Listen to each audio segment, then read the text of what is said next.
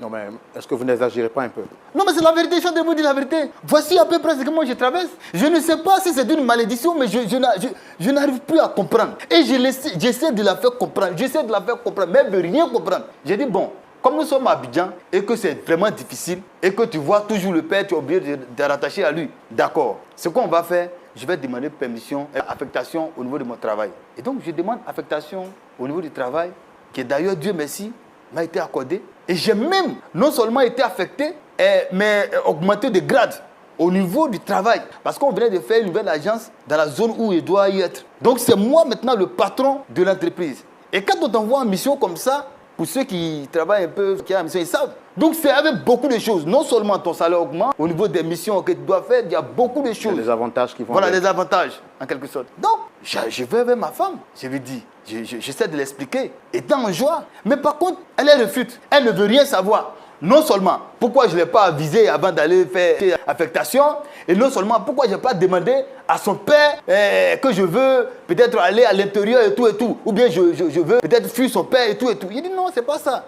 Et là, elle ne voulait rien comprendre. J'ai dit bon, comme son père c'est un homme, et que moi aussi je suis un homme, en catimini, je vais appeler son père pour essayer de lui en parler. Et j'espère qu'il va comprendre. Mais c'est mal connaître son père. Et d'ailleurs, c'est la première fois de voir la réaction d'un tel père. Non seulement il me raccroche, et après il me rappelle, et il me dit, qu'est-ce que lui, sa fille m'a dit à propos de ce que je suis en train de lui raconter. Il dit non, mais ça ne va pas. Toi-même, tu connais ta fille. À chaque fois qu'elle lui dit des trucs, elle dit non, qu'elle va te demander la permission. Et en réalité, voici elle, sa position.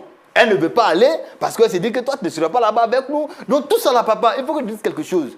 En réalité, mon salaire doit augmenter, tout ce qui doit bénéficier, je lui ai expliqué. Et regardez ce que le père va me dire. Qu'est-ce qu'il vous a dit? Si c'est pour augmenter le salaire, lui, il a suffisamment d'argent. Faut pas, je vais craindre. Donc, il va me donner l'argent que je veux, de rester ici. Et là, bon, comme je refuse, c'est devenu une discussion même au téléphone. Et comme c'est un père, j'étais obligé de raccrocher le téléphone. J'étais obligé de rester à Abidjan. Voici un peu comment vous avez géré l'affectation? Bon, j'étais obligé d'annuler. J'étais obligé d'annuler parce qu'elle et moi, nous sommes mariés.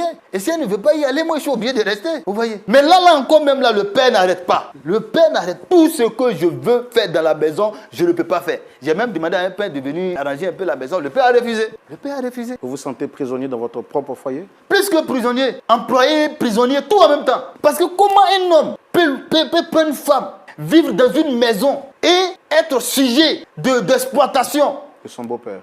de son beau-père? Je ne peux même pas parler de mon foyer. Vous êtes marié, ça fait combien de temps? 4 ans. Vous avez des enfants? Nous n'avons pas d'enfants. Nous n'avons pas d'enfants. C'est dû à un problème médical? Est-ce que vous êtes allé à l'hôpital pour vérifier? C'est vraiment difficile de vous expliquer. Comme je l'ai dit, c'est parce que c'est une émission et comme je cherche